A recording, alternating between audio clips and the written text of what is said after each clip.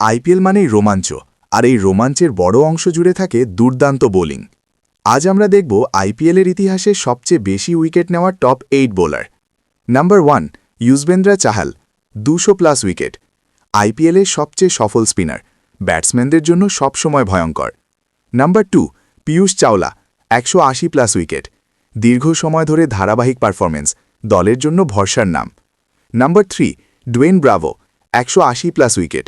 Death ওভারের king, কঠিন সময়ে উইকেট নেওয়ার master. Number 4, Bhuvneshwar Kumar, 170+ wicket. সুইংয়ের জাদুকর, শুরুতেই ব্যাটসম্যানদের চাপে ফেলে দেন। Number 5, Amit Mishra, 170+ wicket. আইপিএলের হ্যাট্রিক হিরো, স্পিনে দারুণ বৈচিত্র্য। Number 6, Sunil Narayan, 160+ wicket. Mystery spinner, তার বল বুঝা ব্যাটসম্যানদের জন্য কঠিন।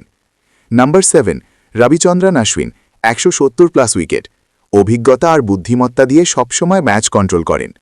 Number 8, Kagiso Rabada, 110+ wicket.